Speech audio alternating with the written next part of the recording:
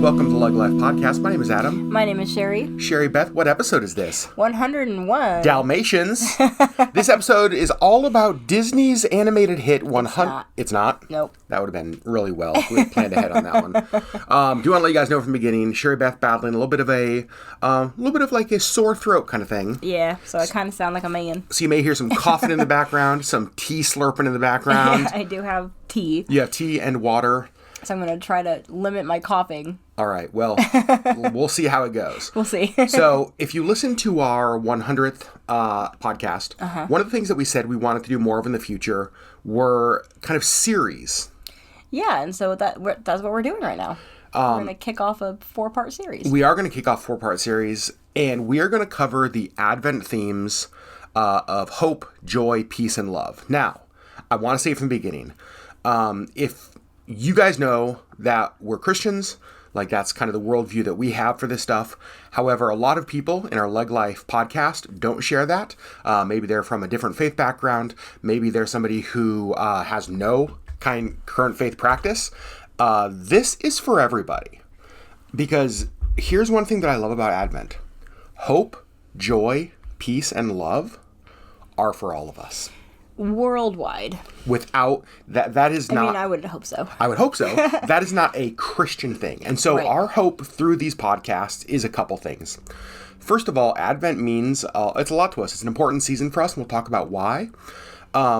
Also, I think that this is a season that can be so busy and crazy and chaotic with the holidays that it's helpful just to kind of hit pause and kind of take a breath and focus on the themes of Advent that are really the important kind of reasons for this season. Yes.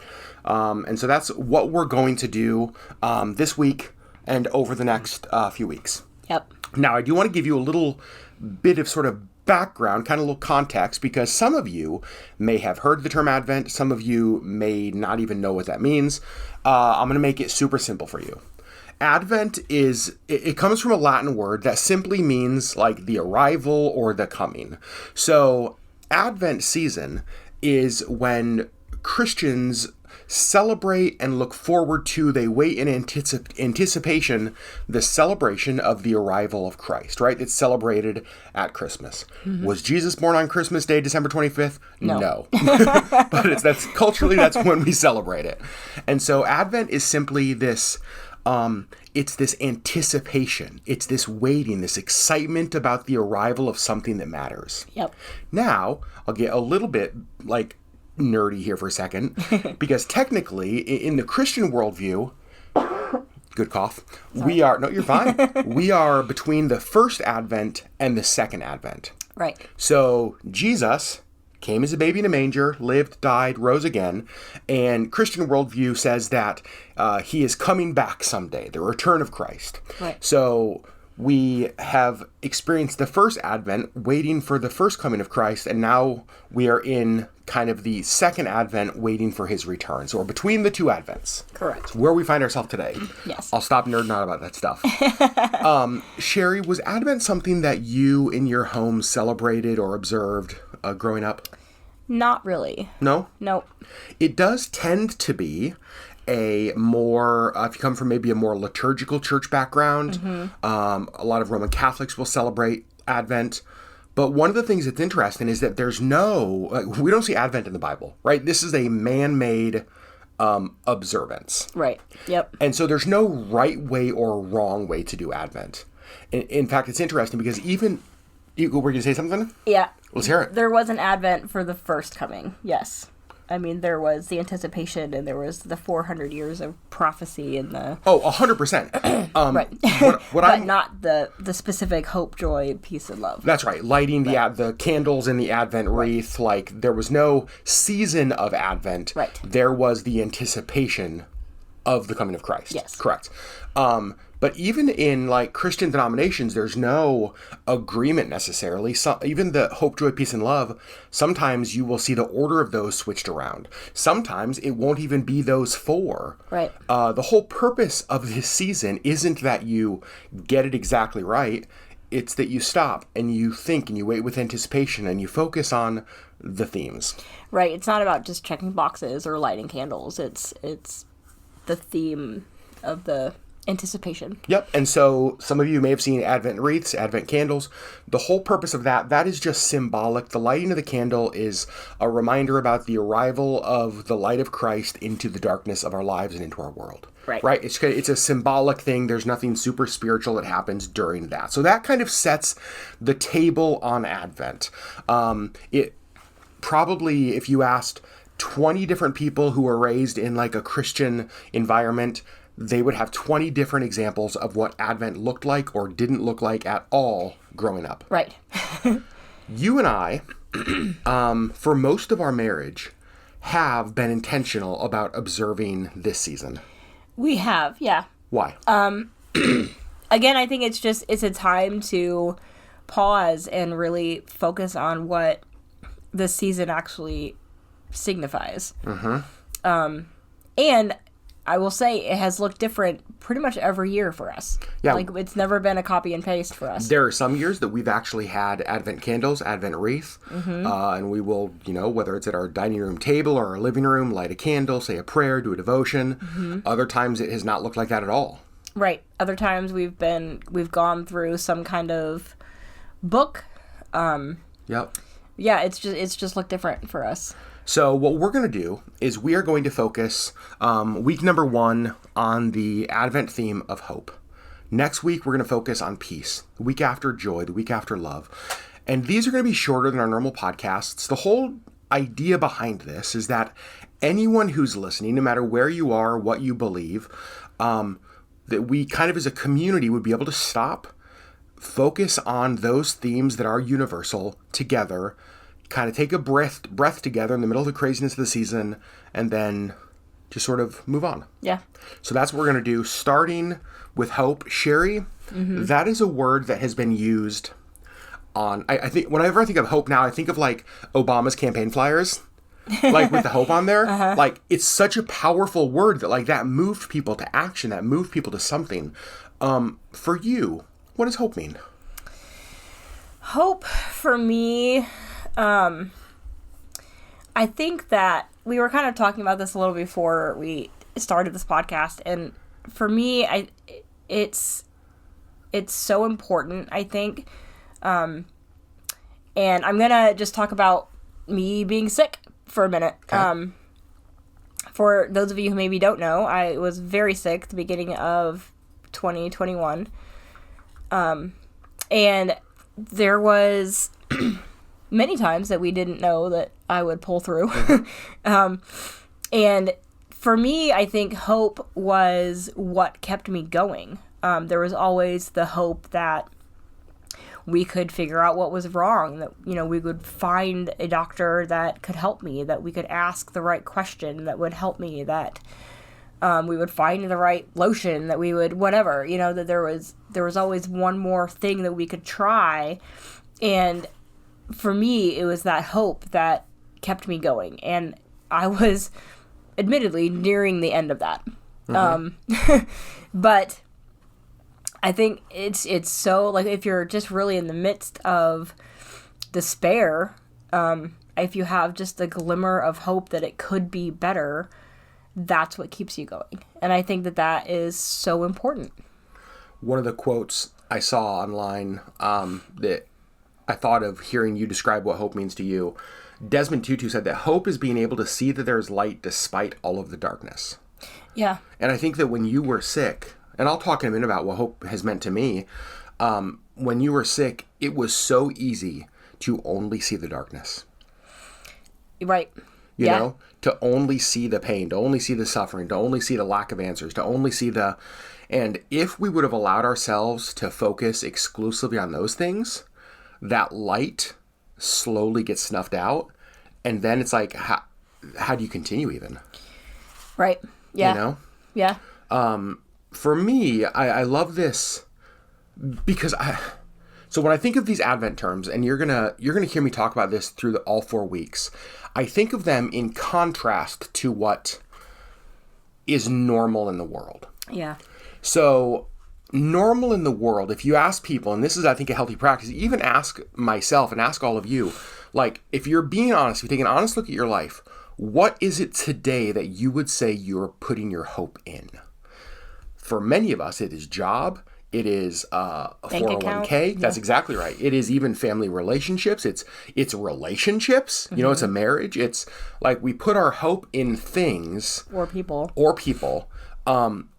But I love this quote that says that hope is not just wishful thinking, but it's a confident expectation of something transformative on the horizon. Hope is it's not just wishful thinking. It's not just like, oh, I just hope things get better, hope things go great, Right. It's not that. But so much of what we do in this world is that. It's just wishful thinking. Right. For me, I think hope is an action word. Yeah. It's not just this apathy. Well, we'll just see if it gets better. It's actively doing something to make it better. Yeah.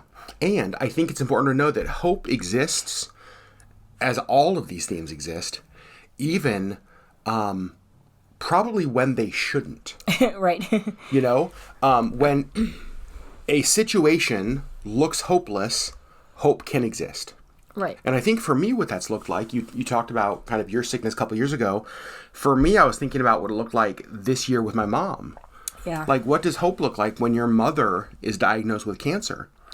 And hope for me you know what's interesting is it wasn't necessarily in, oh, I have hope in chemo, because we didn't know if chemo was going to work.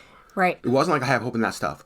Hope for me was in the fact that I can genuinely say today, and I could have said this most of this year, that I knew even if the situation didn't get quote unquote fixed, even if mom didn't get better, my hope was in the fact that I knew beyond a shadow of a doubt my mom's proud of me. My mom loves me. She knows that I love her. There is nothing that was unsaid between us. Mm-hmm. You know what I mean? My hope was in the fact that even if things didn't get better, there's hope in that. Because it's still going to be okay. It's still going to be okay. And I also, and this goes back to our worldview, I also don't believe that death is the end of our story. Right. Right. And so there's kind of this hope. There's, again, that expectation of something transformative on the horizon, that this isn't it. Yeah. Because I just think, man, if I would have put my hope in chemo and chemo didn't work, right? Or if you put your hope in the doctors and it didn't fix it. Yeah. Then you're angry. Then you're bitter. Then you're cynical. And I think that that's where a lot of us, and me included, I've ended up here, have gotten, is that we put our hope in things that were never designed to, like, give you hope. To carry the hope. Carry the hope. That's right. And so I think that's to me, the reflection this week really is on that question of December 2023, at the end of what's been a hard year, good year in many ways. Like, where's my hope at? What am I putting my hope in? Right. Is my hope in the fact that Sherry has a dope new job with Princess? Is my hope in the fact that the nonprofit that I lead is doing really well and there's a lot of really positive things? Is my hope in the fact, you know what I mean? Just all of these things that ultimately could let us down. Right. Yeah. That aren't designed to carry the hope. That aren't designed to carry the hope. I love that term. Mm-hmm. I think that's just such a good term. And so, I don't know, Sherry, other thoughts on hope? Week number 1, Advent? I don't know. I just, for me, like, hope is, like I said, like the action, and it's an action word. And I think that it's just so important, and it's so hard. It's so hard. I think it really is. I think all 4 of these themes are hard. They're difficult. They're not meant to be easy. That's right. And they're not meant to come naturally. I think that's things you have to choose. In the midst of despair, you choose hope. Because I think that most of us drift not necessarily to hope when life gets hard. Right. Right. It's real easy to sink into despair when everything around you is dark. But hope always calls you back. Right. Hope is that, I love one of my favorite things about Advent is the lighting of candles. And when I think of that, I remember a time I was in Kodiak, and this was years ago. I went to Kodiak for a work trip. We were doing some work down there at the Kodiak Baptist Mission. And they, at the time, did this staff devotion in the morning, and it was in this like upper room that I don't think it had any windows, or maybe it was just really dark still, and there were no lights in the room, or at least they didn't turn any on. But when you went into the room, they had candles at the back, and when you showed up, you lit a candle. And so if one person was there was one candle and it was really dark. But like as people started to show up, there was more light there. And I just think of, even in a big dark room, the difference that even one flickering candle makes. Yeah. And that to me is hope. Right. Right? 1,000 candles might have blown out. But if there's that one, there is still some semblance of hope. Yeah.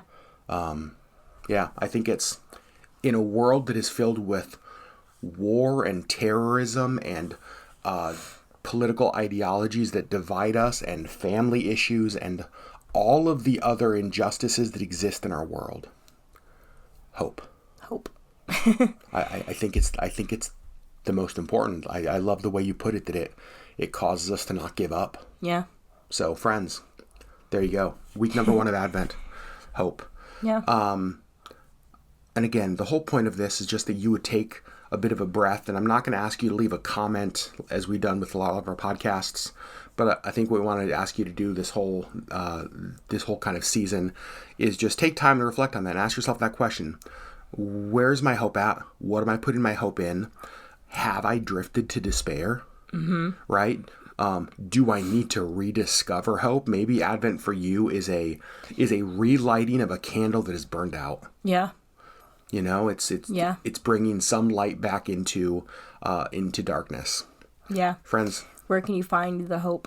Where can you find the hope? Yeah. I think it's important. I think it's the whole point. Again, that's a question that is not just for Christians. It's not just for people of faith. I think that's a question for every person in our world. Yep. Because if there's something that you need to make it through this world today, it's for sure frickin' hope. Yep. Right? Yeah. Friends, we love you all so much. Thanks for listening to the LeggLife Podcast. Next week, peace. Peace. I'm very excited to talk about that one. Yeah. All right. We love you, and we'll see you next week. Bye. Bye.